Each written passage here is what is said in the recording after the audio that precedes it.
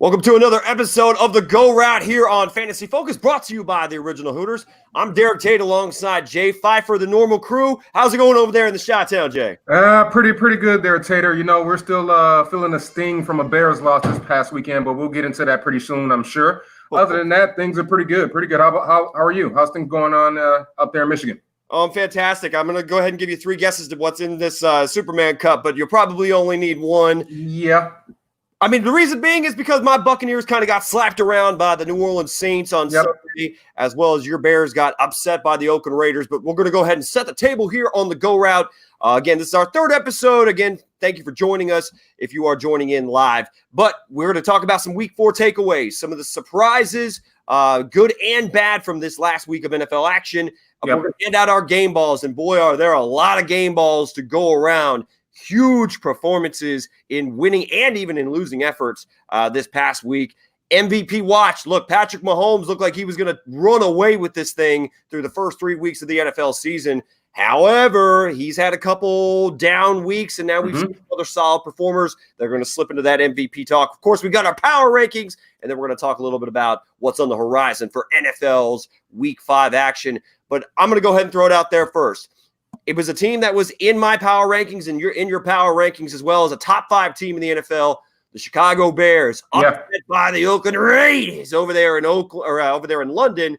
So, kind of give me some of your takeaways from the Bears being upset by a bad Oakland Raiders football team. Well, I first want to ask you, Tater, is how is your boy Chase Daniel looking as maybe a starting quarterback now? All right. I mean, so I went back and I watched every single snap, Jay, and this was a collective loss. Sure. I understand that Chase Daniel threw an awful interception to end the game. I mean, he essentially punted the ball with his arm. I mean, there was not even a bear within sight. I mean, I guess he expected Anthony Miller to go a little bit more vertical with the corner route, and he more so went flat towards the sideline, and he threw a duck. I actually thought he got his arm clubbed. It was such a horrible throw. But I will say that there were some throws that he made. In fact, the one to Allen Robinson that was a touchdown pass was fantastic. There was another one out of his end zone that he actually held and looked off the safety and then dropped it right in the bucket down the rail to Allen Robinson as well to get out of his own end zone. There was actually 2 passes that were dropped that would have been first downs to extend drives. And then additionally, they actually moved the chains on a couple of occasions, but there were some just absolutely drive-killing holding calls that put them behind the 8 ball once again. So I know that the stat line, I mean, he threw 2 interceptions and actually got one called back on a screen pass that he was contacted right as he let it go that ended up not counting against him. But ultimately, it was not a very solid performance from Chase Daniel. I thought he held the ball a little bit too long. And he got fooled on, obviously, one occasion where he tried to go to a crossing route to Allen Robinson and got picked off by the linebacker. But I still thought that he looked on time with a lot of his decision-making. He looked confident in a lot of his decision-making. I thought he's looked better than Trubisky's looked throughout the first 3 weeks of the season, with the exception of maybe a couple times in that Washington game. But ultimately, you didn't get the win, and those turnovers did hurt the Bears. So, I mean, I can understand why most fans are not happy with Chase Daniel. Right? So yeah, you say a collective loss, and that's really a good way to put it, Tater. And for all the talk about the Bears keeping the same routine, how they did a few years ago when they went to London there. Listen, it's a different regime. It's a different team. It's a different year. So I want to start with that first. I don't think that I know hindsight's 2020, right? But I don't think the leaving the stateside, late in the week, having only a couple of days, I think like 48 hours before the actual kickoff of the game. I don't think that was a positive thing that the Bears needed to do, because it looked from the start of the game that the Raiders were the aggressor. They were the more physical team. And listen, we're going to get into game balls, but I mean, how about that Raiders O-line just quickly, right? I mean, repeatedly changing the line of scrimmage. I mean, that's where a lot of games are won, right? When you use old football cliches, hey, you want to control the line of scrimmage. That was one thing the Bears did not do on either side of the ball. Offense had its moments, right? That third quarter with a comeback there to actually take the lead. Like you mentioned, Chase Daniel was on time with a lot of his throws. In that second half, the offense looked in rhythm, something that it didn't look like in the first half. But I think his name is James Daniel. Had a horrible game on that offensive line for the Bears. listen, I think 2 or 3 holding calls. I think 2 false starts that killed drives as well. He did not have a good game. He's not having a good year actually so far. Agreed. If you actually break down the tape on him, he is not having a good year. One of the dim spots in an otherwise okay offensive line for the Bears so far this year. Well, you thought that the Bears were going to have a good offensive line because they were recruiting every member of that unit. They re-signed Bobby Massey, the right tackle. They didn't let him go back into free agency. And you held this same exact starting 5, who I thought was one of the strengths of their offense last year. And yet I'm seeing on a weekly basis, with the exception of maybe against the Washington Redskins, there are weekly breakdowns and protections. And there are people that are coming – whether it be just a 4-man pass rush or whenever they put any additional pressure by bringing a blitz, there are leaks in that pass blocking, which just makes me kind of scratch my head. And that was exactly something I was going to lead into as well, Derek. They didn't look prepared for the blitz at all. And that was the other thing about it. The Raiders, they didn't blitz that much, but when they did, they just looked ill prepared for it. And that's something, and again, that goes back to the coaching and preparation part of things that, and I'm just going to say this, that Matt Nagy has sometimes lacked in. You see just little things here and there that Matt Nagy as a coach can tweak. But yeah, that offensive line is again, not looked very, very well. Again, not much from the rushing game for the Bears. And the defense was winded. Again, that goes back to the Raiders keep being on the field, being able to run the ball, keeping Khalil Mack, not even sniffing Derek Carr, which is something I didn't expect at all. I think they may have only pressured him maybe once or twice that I can recall throughout the whole game, right? And it took a fluke handoff that got tossed away for the Bears to get back into that game. I mean, if that doesn't happen, that drive could probably salt the game in the second half for the Raiders. So a few issues that the Bears have to iron out going into the bye week and going into the week after.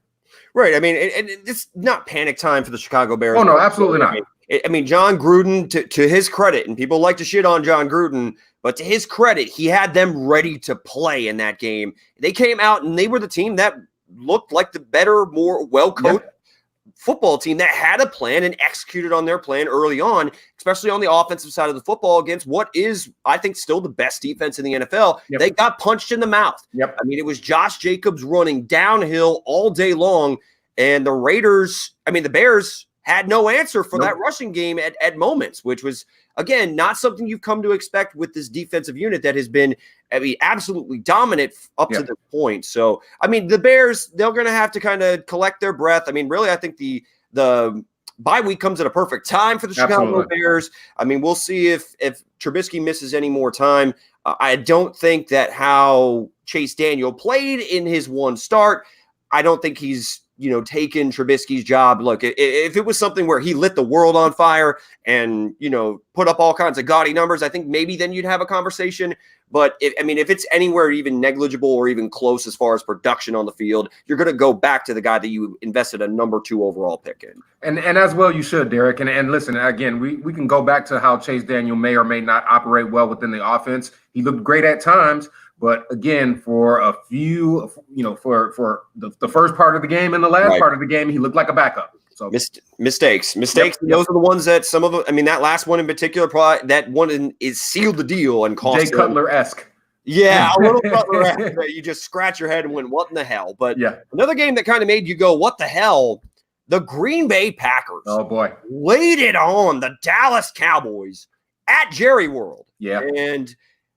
We're used to and accustomed to seeing Aaron Rodgers just torch the Dallas Cowboys whenever they match up for some reason. This time it was the exact opposite. It was more so Rodgers playing the role of game manager, and Aaron Jones and that rushing attack diced up this Cowboys defense, which it's a talented unit up there over there in Big D. It's with some of the best linebackers. I know that I said last week I think they're the best linebacking group in the NFL. But damn, I mean, Aaron Jones he had a career day, over 100 yards on the ground, had 70 yards receiving through the air as well, 4 rushing touchdowns, which that's the most rushing touchdowns ever scored against the Dallas Cowboys in their entire franchise history. So kind of give me some of your takeaways from, was this more so the Cowboys getting exposed, or are the Green Bay Packers just that good?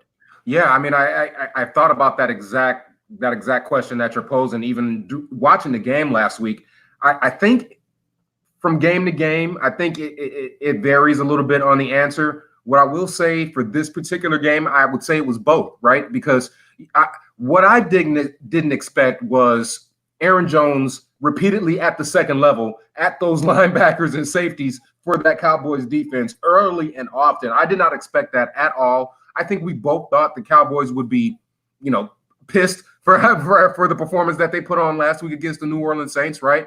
When they were on the road. So you go back to Jerry World. I mean, we know the extravaganza that is Jerry World, right? We know how well the Cowboys play there. And just to sort of lay a dud defensively, I think that's what surprised me. But I think at the same time, you have to give Green Bay a ton of credit.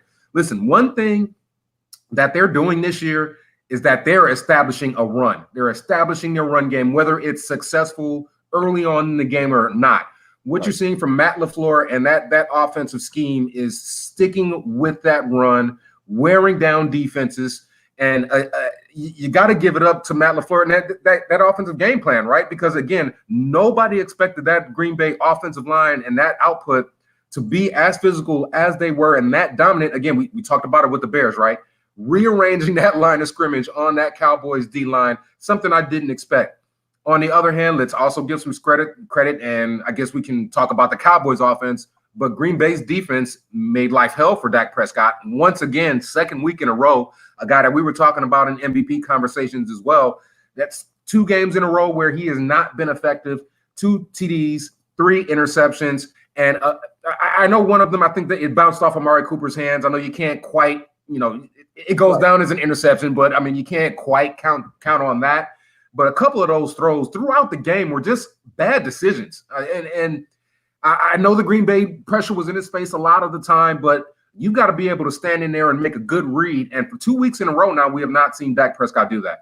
Yeah, I mean, Prescott, his play is what is kind of confusing to me. And if I'm a Cowboys fan and you're considering resetting the quarterback market with Dak Prescott and giving him a huge payday, but we saw him light up the league the first 3 weeks of the season when they played against bad football teams. I mean, think about it. They've played the Miami Dolphins, Washington Redskins, and the New York Giants. I mean, those are their 3 wins so far this season. And we've seen Dak Prescott struggle the last 2 weeks when he's faced against teams that you're going to be playing most likely in January in the NFL playoffs. So this week, though, he had the one pass that was a little bit behind Amari Cooper, but it hit him in both of the hands. Right. I agree. Coop's got to come up with that, even though it could have been a better throw. And another interception came off of a very physical play against Michael Gallup from Stacey King, who was basically essentially jamming him, and it really threw off the timing of the route. Gallup turned inside. I think Prescott potentially expected him to break outside on that curl route, which ends up throwing it right to the defender and ends up for an interception. The other one was just a bad throw and a bad decision. But if I'm nitpicking, Prescott, and especially this running game, was shut down by the Green Bay Packers. Really the one bright spot on the offensive side of the football all game was Amari Cooper just torching Jair Alexander.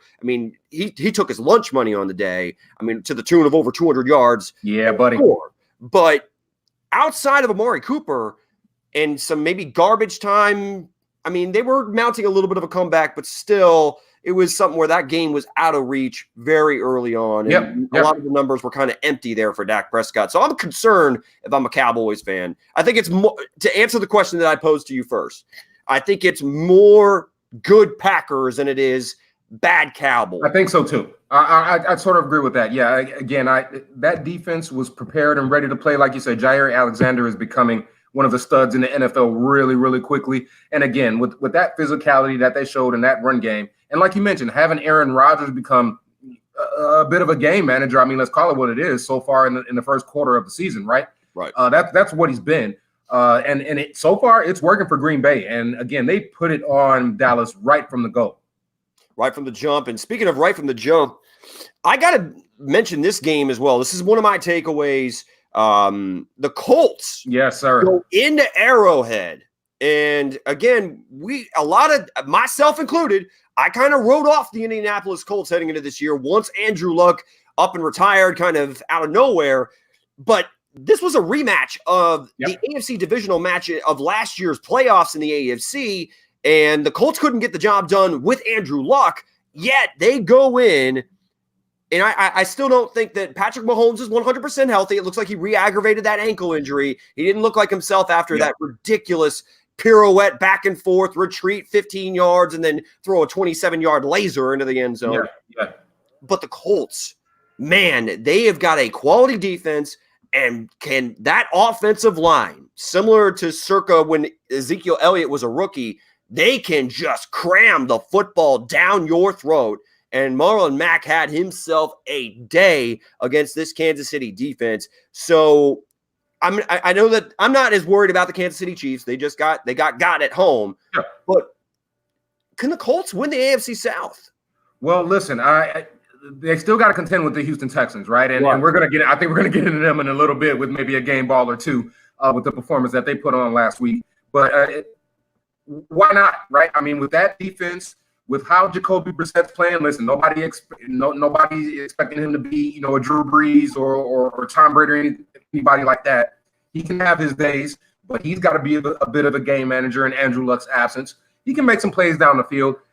T.Y. Hilton's got to get healthy. That's something that's got to be managed or monitored, I should say, within the next few weeks. He stays sort of banged up. But that defense that Indianapolis employs, they shut down that Kansas City Chiefs run game and made it non-existent. And like you said, Mahomes didn't look the same. He probably tweaked that ankle a little bit. I'm sure that was a factor. But if you can go on the road in the Arrowhead and you can only give up 10 points and a garbage time field goal late in the game, I would say you've got yourself a pretty good team. And you mentioned them as well. Marlon Mack is a heck of a running back. That offensive line has gelled pretty much the outset of the season. And if they can keep that sort of momentum, that sort of identity that they forged within themselves going, why not? At the very least, a wild card, if not an outright division title for the Indianapolis Colts. Right. I mean, Quentin Nelson, Anthony Costanzo. I mean, there's a lot of talent as far as like early round picks that are along that offensive line unit for the Indianapolis Colts. And I mean, T.Y. Hilton wasn't even really healthy. They didn't have to air it out. They clearly had a game plan. Frank Reich truly believed that they were going to put it on Kansas City, and they did exactly that. So tip of the hat to Frank Reich and the Indianapolis Colts. And speaking of a coaching job that I got to tip my hat to real quick before we move on to game balls, the New Orleans Saints are now 3-0 with Teddy Bridgewater as their starting quarterback. And the Tampa Bay Buccaneers, although they're not world beaters, are not a bad football team. We saw them coming off of a big win where they dropped 55 against the defending NFC champions on the road at Los Angeles. And in this one, it was Teddy Bridgewater just absolutely dicing up this Todd Bowles defense to the tune of 4 scores through the air and over 300 yards passing. I mean, tell me, if the Saints are able to win and beat quality football teams without their MVP caliber quarterback and Drew Brees, I mean, we have our power rankings later in the show, but how dangerous is this football team? I got to think that they're the favorite to come out of the NFC. Right now, they've got to be, right? I mean, listen, it's them, and we talked about Green Bay already. We know what they're doing. Seattle is having a good year. I think we're going to talk about San Francisco in a little bit and what they did on Monday Night Football. But listen, we talked about this 2 weeks ago about Teddy Bridgewater. He is one freak injury away from still being a starting quarterback in his football league, right? I mean, when that happened, he was going to be the starting quarterback for the Minnesota Vikings. Franchise guy, exactly. And because his knee, for lack of a better phrase, blew up on him, it was basically a lost year. New Orleans signs him for pretty much nothing, right? And I think we all thought Teddy Bridgewater is a serviceable quarterback. But what you're saying now is that he's got weapons around him. Listen, Michael Thomas may be the best receiver in all of football right now. Of course, you've got Alvin Kamara, and you've got a few other weapons that are very complimentary in that New Orleans Saints offense. And again, with another week of reps and progressions under Teddy Bridgewater's belt, we're starting to see just how good he can be. Yeah, I thought that Todd Bowles has done a very effective job with a defense that no one really expected to be all that good. I think he's done a fantastic job with the Buccaneers as a whole throughout this entire season. But admittedly, he likes to blitz and he likes to bring a lot of pressure. And if you're able to hold up and pick up those blitzes, that means you're able to expose some of the suspect DBs that the Bucs have in the secondary. And Vernon Hargrave, speaking of people that got their lunch money just taken from them, Michael Thomas was absolutely embarrassed. Vernon Hargraves again and again and time throughout this entire game. And I mean, Vernon Hargraves is a first rounder from the University of Florida. In fact, we took him over Leonard Floyd. I think it was that same exact draft with the Chicago Bears. Right. For picking right next to each other. And I mean, Vernon Hargraves, he sure as hell doesn't look like a number one corner in this league. He just got embarrassed by Michael Thomas. He's going to do that to a lot of corners in this league, though. Right. But you're right. I mean, Vernon Hargraves did not have a good day at all. As we're going to go ahead, and you mentioned already and speaking of coaching jobs, Kyle Shanahan either is a damn good football coach, which I think he is, and it's exposing the fact that Freddie Kitchens, I think, is a little in over his head there in Cleveland. They got embarrassed. Speaking of embarrassed, they got embarrassed on Monday Night Football, national TV. They put up a dud, did the Cleveland Browns, as they got smacked by the undefeated San Francisco 49ers to the tune of 31-3. And it wasn't even a huge day for Jimmy Garoppolo. They just got out-schemed. And that rushing attack led by Tevin Coleman and Matt Breida just ran up and down the field and allowed them to do whatever they wanted, whenever they wanted. I mean, I got to think Freddie Kitchens is not going to be the head coach very long if he doesn't fit. I know that they've been an up and down team. They've won a game. They basically have lost a game, won a game, lost a game, won a game. That's been their entire season here in 2019. But the schedule isn't going to get much easier in the short term for the Cleveland Browns. So what's your biggest takeaway from this Monday night SmackDown? Yeah. It's actually neither coach, right? Because I've gave you my opinions on Freddie Kitchens as well. I don't think he's going to be a coach really that much longer. I would be surprised if the Browns fired him before the season was out, but I don't see him lasting past one season here. My biggest takeaway from what happened on Monday Night Football, and this is a truth that I sort of came to realize after the game, and you can give me your thoughts on this, Tater. I think the Browns may want to consider benching Baker Mayfield, and I'll tell you why. Oh, okay. His confidence is clearly shaken at this point. He is repeatedly running for his life because the offensive line is a sieve. It's allowing my mother, if she put on pads, to rush and hit and chase around Baker Mayfield at all times. There's no cohesiveness on that offensive line. And I think if you continue to allow Baker Mayfield to play in that type of situation, I think you may shake his confidence to a point where he may not be able to get it back. He is a guy that thrives on confidence, right? When things were going good in the second half of last season, he was throwing touchdowns to people. He's running up and down the field and waving his arms and not shaking head coaches' hands and being in the microphone and thinking he's the next best thing. Well, guess what, Baker Mayfield? This is year number 2, and the NFL is showing you why you need to be on top of your game every single game. The confidence isn't there. He's got the deer in the headlights look, Tater. And I think until they can try to fix those issues on that offensive line, I think you need to think about sitting Baker Mayfield. It really seems like a team without an identity on the offensive side of the football right now. And I'm not going to – so here's the thing is I understand the thought process and the logical argument that you just made for benching Baker Mayfield. For me, I don't think you can. I mean, as a Cleveland Brown executive, I mean, he's the number 1 overall pick. I know he's struggling. I mean, he leads the NFL in interceptions with 8. He's only got 4 touchdown passes to 8 interceptions, and the touchdown passes that he's thrown, some of them were kind of gimmies. Yes. So, I mean, the numbers are not doing Baker Mayfield any favors. The offensive line is only compounding his issues with chemistry with Odell Beckham Jr. I mean, Jarvis Landry is the only one that looks like, has improved from last year to this year. He still looks like he's doing his thing. But I think that you're going to continue to see whenever the Browns face off against a team that has quality talent or ability to get after the quarterback, you are going to see major issues for this Cleveland Brown team because they're not able to just impose their will up front. And you got a guy in Baker Mayfield that, like you said, He's holding the ball. He's Mhm. not letting it rip, which is so weird because at Oklahoma and even last year, the man was just playing with house money and he's just letting it rip down the field. He sees it, he throws it. Right now, it almost seems as if he's in his own head. Like you said, confidence issue. Yeah. I mean, again, that's what it is. That's what I saw. Again, I don't think it's much to do with the coaches, even though I think Shanahan is doing an amazing job out there in San Francisco. Oh, yeah. Again, I just think that it may be something that the Browns want to consider. Again, it may be a point to where you might not be able to get it back from Baker Mayfield because it's going downhill and it's going downhill real fast. Yeah, I mean, we're going to see how they bounce back. They've done it every single week this year. They've bounced back whenever they lost. They've come back with a win. But to say Baker Mayfield has been a disappointment in 2019 would be a major understatement, as we're now going to move on to game balls and some of the folks that have not been a major disappointment, especially in this past week.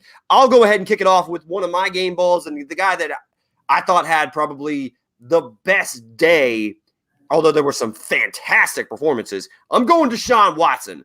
Okay. Watson carved up the Dirty Birds down there in Atlanta to the tune of 5 touchdown passes through the air. And it was also an equally huge day for your boy, Will Fuller. Yep. I mean, everywhere you look, Will Fuller was put full house up in the end zone every damn quarter, it seemed like. He had 3 touchdowns. By far a breakout game for him in the 2019 campaign. But the Houston Texans are going to go as far as Deshaun Watson is going to be able to take them. Yeah, agreed. And it's Deshaun Watson, and it's their offensive line as well. Listen, they haven't been playing well overall this year. They had a good game against an Atlanta Falcons team that, let's face it, they're struggling themselves. Talking about coaches, I mean, I'm not sure how much longer Dan Quinn's got. Right. He's the head coach of the Atlanta Falcons. Listen, granted, you're on the road, but still to give up 50-plus points, I mean, it's not a good look for the franchise at all, especially being a defensive guy that Dan Quinn is supposed to be. Yeah, exactly. So, yeah, I mean, Deshaun Watson definitely gets a game ball there. Will Fuller was my nomination for a game ball, so I'll just dismiss that. What I will go to, though, is the guy that had some things to say coming off of a loss to the Bears last week, and that is your boy Adam Thielen from the Minnesota Vikings. 7 receptions, 130 yards, and 2 touchdowns for the wide receiver from Minnesota. Again, we know how porous that New York Giants secondary is, right? I mean, we're not going to mistake the New York Giants for any sort of a really good secondary. But Adam Thielen, after those comments last week, coming out and having a game, and I think we both thought this would probably happen. But Kirk Cousins looked for him early and often, and he definitely gets a game ball for me, Adam Thielen. Yeah, Thielen's definitely one guy that after the entire week, it was doing nothing but slamming Kirk Cousins, saying, I mean, they should just speaking of guys that maybe they were talking about possibly benching him, he was playing so poor. Kirk Cousins bounced back in a nice way. I mean, what cures all ailments? Playing that New York Giants secondary as far as opposing pass games. It was a great week from Adam Thielen. Another guy that I want to bring up, Aaron Jones. I mean, I know we mentioned him when we were talking about some of our week 4 takeaways. He was the focal point and the reason why they were able to control the clock, control the pace. And we saw a week ago when the Philadelphia Eagles beat the Green Bay Packers on the road, when we saw they got to the 1-yard line and ran 4 straight pass plays. Matt LaFleur called himself out and fixed his own issues by handing the rock to this young man whenever they got in the red zone, and boy, did Aaron Jones deliver. Yeah, he's the bell cow for the Packers right now. And again, when you've got a guy like that and you scheme for him, there's no telling how much farther he can go. He's having an amazing year. I talked about him earlier, talked about this team earlier, but I've got to give a game ball to Josh Jacobs and that Raiders O-line. Listen, let's talk about Josh Jacobs first, though, right? Against that vaunted Bears D, 26 carries, 123 yards, 2 touchdowns. Of course, I think it was the game-winning go-ahead touchdown as well late in the game. Yep. But keeping that defense on the field for the Bears, sustaining drives for the Oakland Raiders. I mean, Derek Carr didn't have to do much at all in a passing game. He made some throws that he had to, especially in that final drive that made it count. But Josh Jacobs was the star of that show, and that Raiders offensive line, they were the story of that game. Talked about it earlier. Just moving guys off the line of scrimmage, creating big holes in lanes for Jacobs to run through.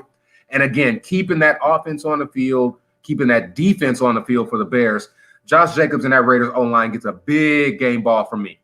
Yeah, I mean, no argument here. Josh Jacobs was the reason I thought the defense played all right and was able to get after Chase Daniel a little bit.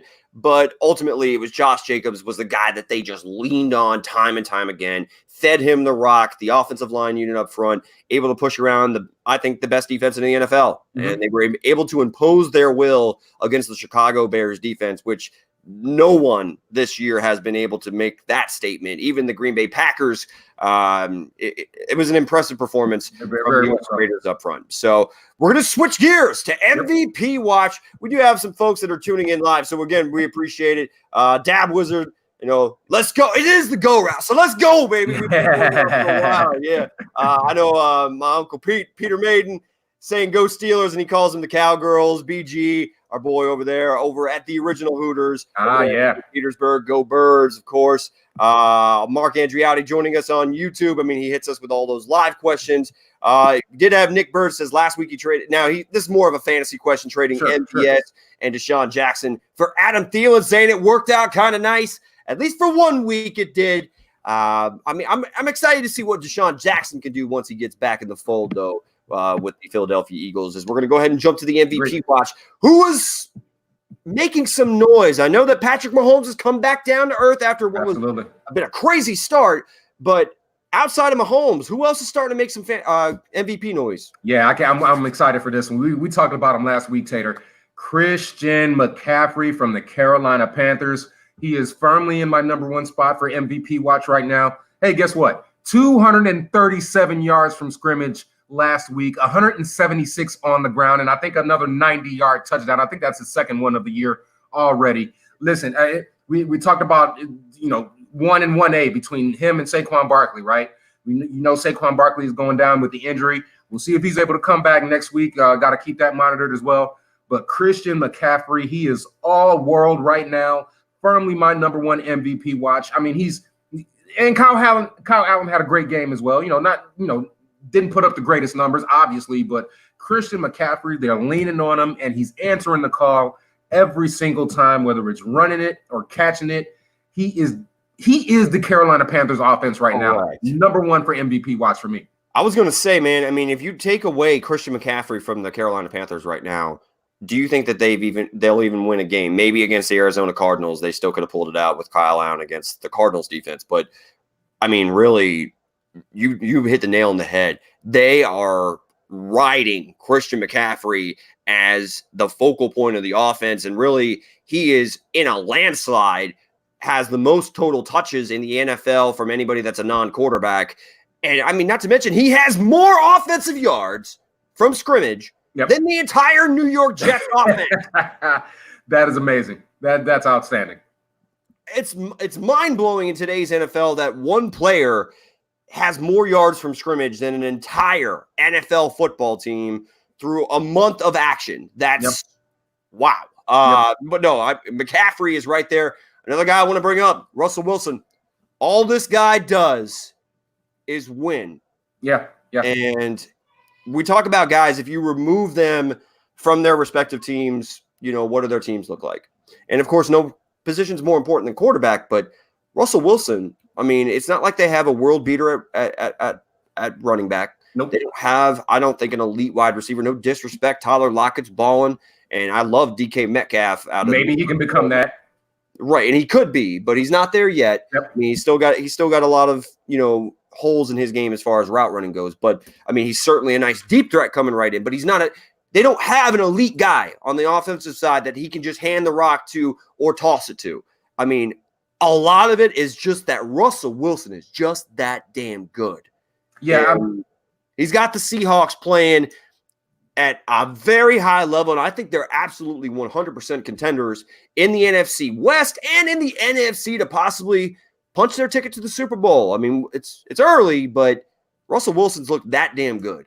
Yeah, in a suddenly, I wouldn't call the NFC wide open, but there's definitely opportunity for teams that maybe people didn't think about earlier in the season to come into the forefront and establish themselves, like you said, as contenders. Listen, when you got Russell Wilson as your quarterback, you're probably a contender anyway.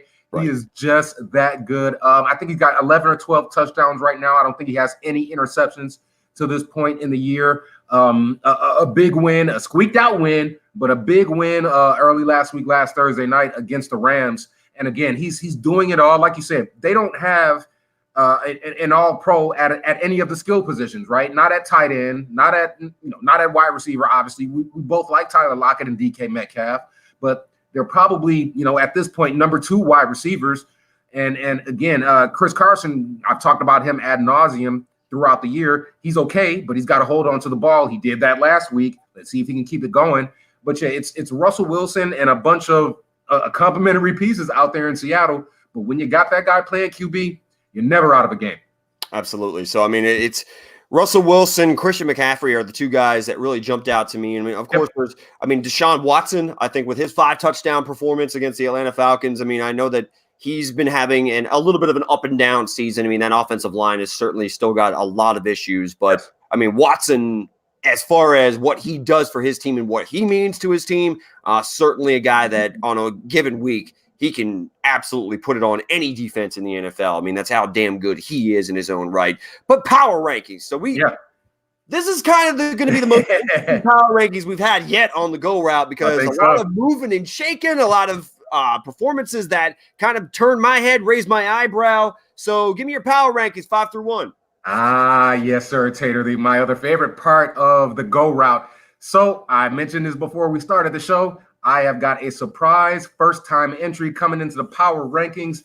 At number 5, I'm going with the Buffalo Bills, Tater. Whoa, listen, okay. I know Tennessee has got all sorts of kicking problems down there, but their defense is playing absolutely lights out right now, holding Tennessee to just 7 points. They're 4-1. Again, I would count that as a quality win. But you gotta give it to the Buffalo Bills. I've got them coming in at number 5. Yeah, the Buffalo Bills. I know that last week they got ousted, or the week before in week 4, excuse me. They got ousted by only the defending Super Bowl champions and the only 5-0 team in the NFL right now, the New England Patriots. And they, by the way, that game 16-10. That was very competitive, and really the Bills secondary is one of the best units and most underrated units in all of football. And they put it on Tom Brady and company. Brady only threw for 150, 160 yards and threw an interception, no touchdowns.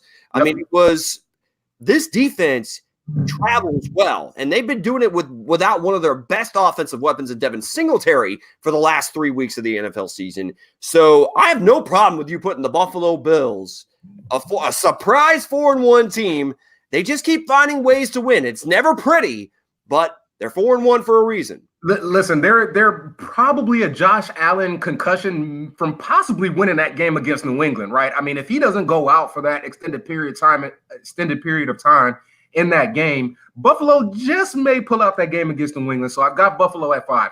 Coming in at number 4, dropping a couple of spots, I've got the Kansas City Chiefs. Listen, I had them at number 2 last week. I'm not going to punish them.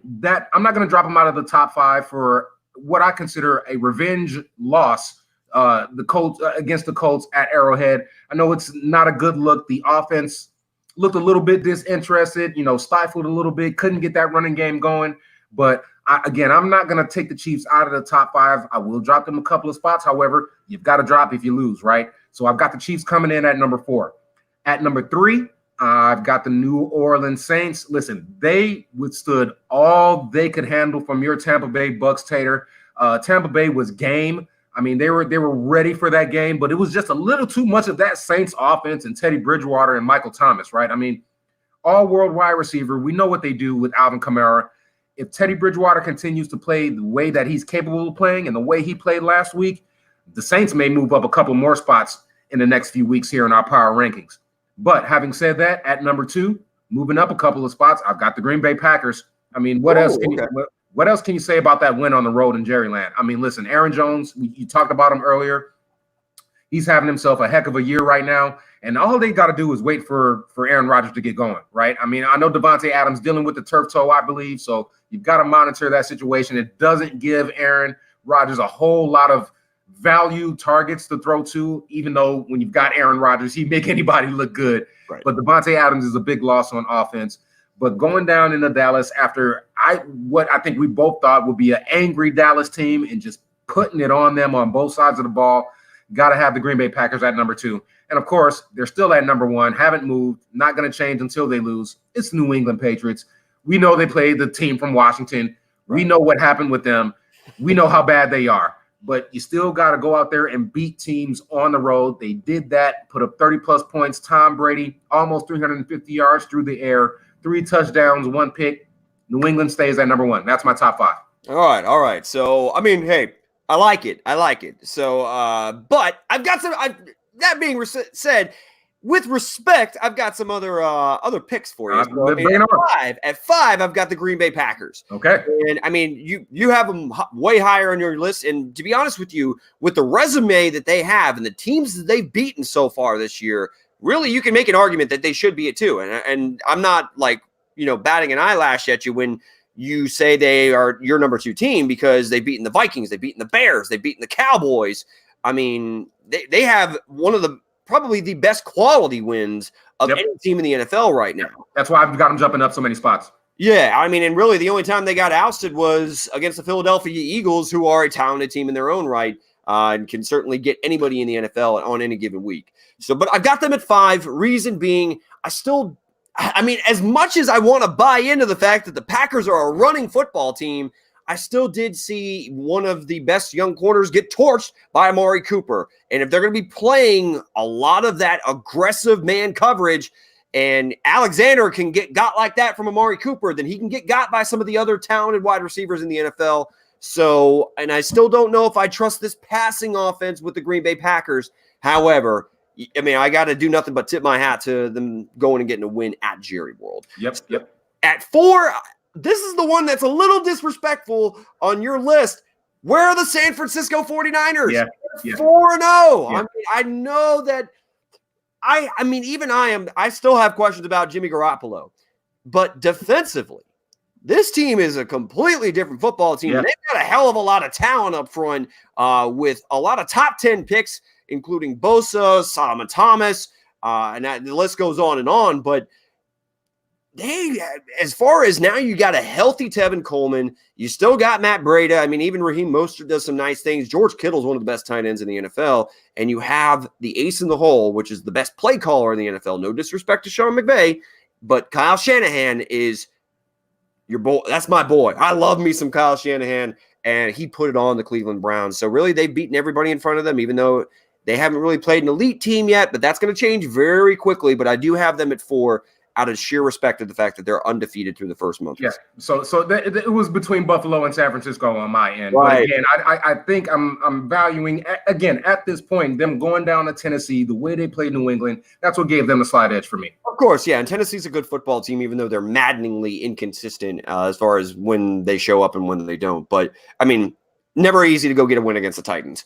At 3, I got the Kansas City Chiefs. And I'm not trying to punish them. They dropped 1 spot due to a loss against the Indianapolis Colts. And you mentioned they got punched in the mouth. I mean, it didn't seem like they wanted that game quite as badly as Frank Reich and the Indianapolis Colts, who got embarrassed there last year at Arrowhead in the playoffs and ended their season. And that was the last time we ever saw Andrew Luck in a Colts uniform. So clearly they had a game plan and they got at home, but you still got the best quarterback and the best player in the NFL, in my opinion, in Patrick Mahomes. You still got what I think is an improved defensive unit on the other side of the football to complement an explosive offense. They're going to be getting Tyreek Hill back. If it's not this week, then within the next couple weeks. And he's only the best weapon and most dangerous weapon in all the National Football League. So they're going to be fine. I'm not worried about them. I've got them at 3. But I got to move up the New Orleans Saints to number 2. And that's the team that they are doing and winning football games in many different ways. Yeah. They only scored nothing but field goals against the Dallas Cowboys, but their defense put it on Dak Prescott and company. And then you see them torch the Tampa Bay Buccaneers, who are actually pretty good on the defensive side of the football. And you saw them on the road at Seattle with Teddy Bridgewater under center, and they scored defensively. They turned over the Seattle Seahawks. So, and they controlled the pace of that game with Alvin Kamara. They can beat you in so many ways. with Teddy Bridgewater under center. You get Drew Brees back under there, and given his health, this team is, I think, the most dangerous team in the NFL from top to bottom as far as the entirety of the roster. Yeah, that's what I would say as well. Outside of the Patriots, I think the Saints are probably the most complete team in the league right now. That's for sure. And of course, I don't even want to go on about the damn Patriots. Patriots do sit atop my ranking. I don't even want to talk about them, dude. It's like, damn it! Like, I almost like want to just say, let's do our power ranking 6 through 2. Yeah. I'll still further notice. But I mean, respect to the New England Patriots. Of course, they're doing their normal thing through the first month of the season, despite playing what I think is some suspect teams, but you can only beat the opponents that are in front of you, and that's exactly what they've done. So let's go ahead and talk about some of the Week 6 matchups that have jumped out to you. In fact, I may have been saying Week 4 for most of this episode. Okay. It was Week 5, but we got Week 6 of action coming up. Are there any games in particular that you really got your eye on? Yeah, I really do. Actually, the Panthers and Bucks game, I think coming up. I mean, it's going to be one of the first games of the week. I think it's really interesting. Listen, it's always tough when you're playing a team within your division, right? But both of these teams think they may have a shot at a wild card, or a division. Let's say if New Orleans falters, right? The Panthers will be on the road against the team in Tampa Bay. Again, I think they probably felt like they maybe could have pulled out the game against New Orleans. So I'm looking for a bit of edge from Tampa Bay back home against the Carolina Panthers. But Christian McCaffrey, I mean, he's a guy that can single-handedly beat a team by himself, right? So for me, that is really an interesting game. Another one that I'm looking at right now, it's Texans and Chiefs. Chiefs are probably going to be angry for the performance that they put on last week. Texans on the road. They just put up 50-plus points at home. Can they possibly sustain some of that offense going into a difficult place to play in Arrowhead? Chiefs got to get back on the horse, right? To use a pun.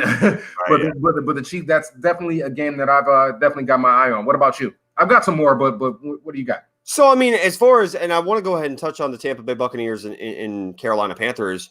You mentioned Christian McCaffrey, who is having an MVP campaign, like legit. 100% agree with you on that. But the one team that got him this year and bottled him up, including Vernon Hargreaves, who I think is having a terrible season in coverage, but somehow, some way came up with the play of the game, stopping Christian McCaffrey at the 1-yard line, keep him out of the end zone to secure that win at Carolina in Week 2.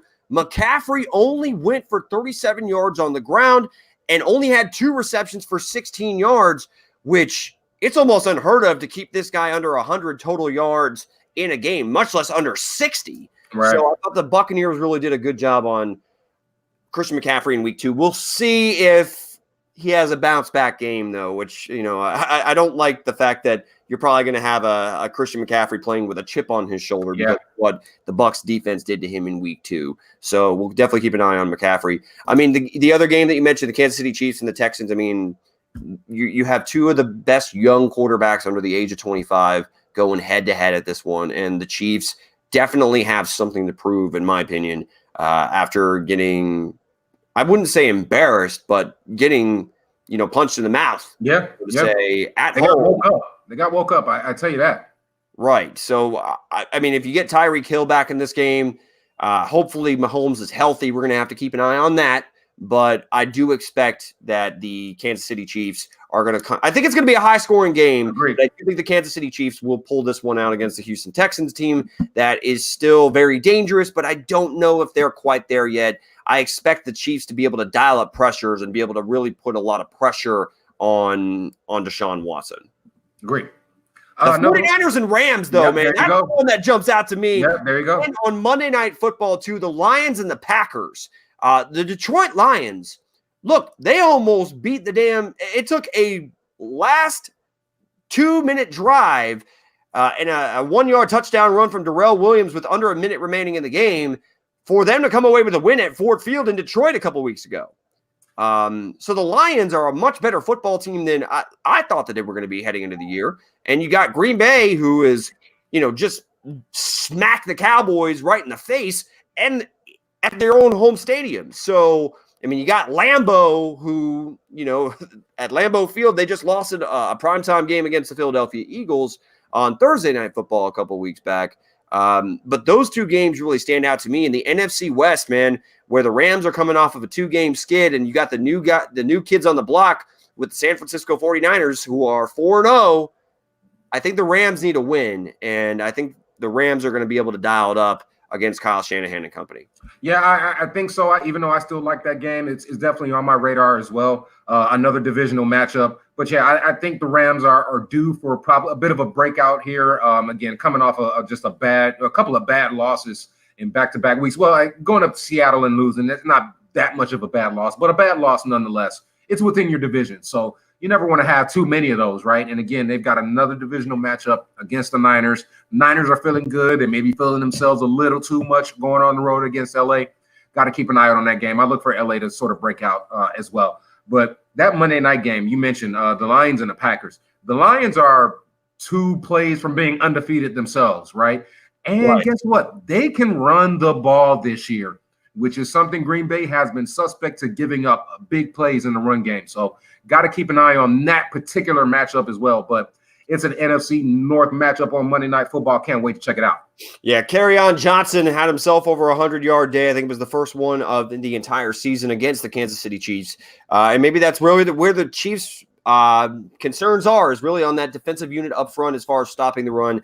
Maybe the formula is there for teams that are trying to oust Patrick Mahomes and company, but we'll have to wait and see, as we're going to have another episode of the Go Route here on Fantasy Focus coming at you every single week of the NFL season. Again, this episode is brought to you by the Original Hooters. And if you have not yet done so, whether you're tuning in on YouTube or finding our podcast, whether it's on iHeartRadio or any of the other podcast outlets, go ahead and subscribe, drop us a review. We really do appreciate any and all of the support. And really, until next time, you got any final thoughts, Jay? Do you have a sign-off line? I keep having the obnoxious but I'm wondering if you got one yourself. You know what? Not yet. I'm trying to work on a few things. I won't divulge them here in this particular episode, but maybe check me out next week. I have a sign-off for you. There you go. And Uncle Pete's got this to say. Both of you guys deserve a game ball. Great show. Hey, it was great to be able to talk football with you as always, Jay. Thanks for tuning in. Until next time. Yep. Thanks, Uncle Pete. Later. Thanks, Uncle Pete. Later, says the Tater.